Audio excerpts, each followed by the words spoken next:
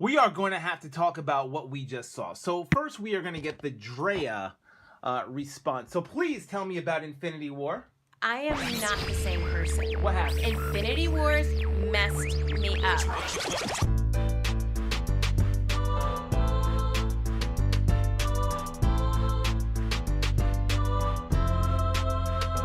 It was such an emotional drain on me that was awesome, and it was such an adventure at the same time. I called it like a Greek tragedy with really awesome special effects. It was. Okay.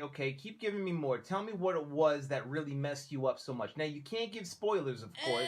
It's so hard. But what was it that got to you? What got to me was, all the storylines together and the background about some of the people in the story that you just had no idea that they had these human traits to them, and you're actually in a way kind of sad for them.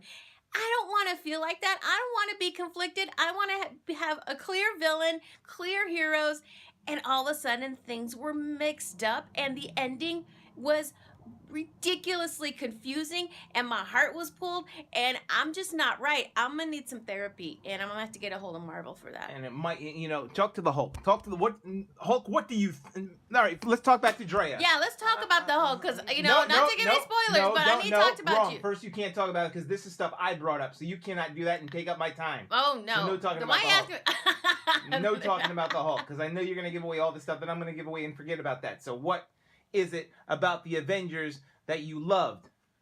Oh, I love that they brought all the main characters, not all of them, but majority of all the main characters together. And they got to tie in all the stories. I'm talking like the stories from like Captain America, from like early Iron Man, all together. How did they plan this? I have no idea, but it all works. Because the Russo brothers were dope.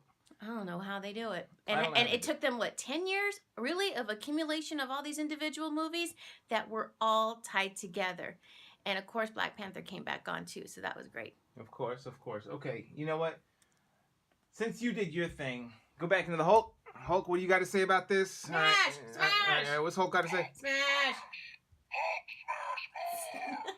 All right, so Hulk smash, and he's going to be continued, but now it's going to be the Zod... Go smash, Hulk. Hulk is also ready to fight. He's talking some smack. He's always saying nothing. Here we go. Hold up.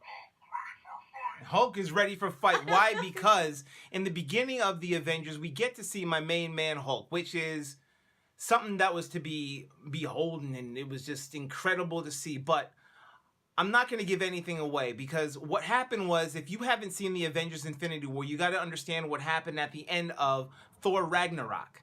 See, at the end of Thor Ragnarok, and I'm going to give a couple of spoilers. Wait, are you giving a spoiler? Hey, if you haven't seen this, then too bad. If you haven't seen Thor Ragnarok, this is your bad. Warning. You shouldn't have seen Infinity War. So, you can't just go out of order about this. So, of course, they were all into space, and they wound up getting, I guess, all covered up in Thanos' ship. Now, Thanos is the guy who's off after the Infinity Gauntlet Stones, which are the Infinity Stones. In the comic book, it's called Gems, whatever. But he wants to get all of these things, which are the Power Stone, the Mind Stone. I mean, it's everything. Everything that you've been seeing in the, I guess, really for the past 6 years, I almost want to say, since the first Avengers movie, when the Tesseract was... Actually, the Tesseract was introduced in Captain America. So we're going all the way back from 2011, and we're coming down now. So this is how long it's taken to really get all these gems into where Thanos is in.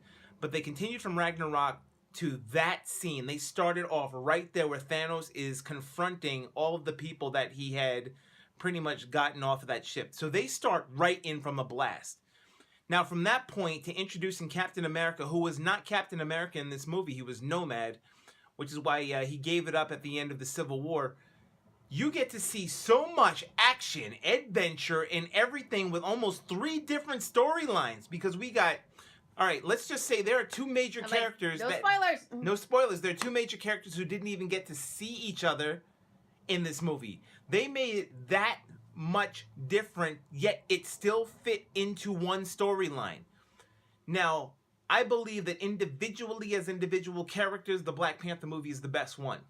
As a Marvel movie and a comic book movie as overall, this is most doubt the best Marvel movie that has been put out so far. I don't care. You can challenge me on that. Say that one more time. Challenge me on that. This Infinity War movie is the best one that has come out so far.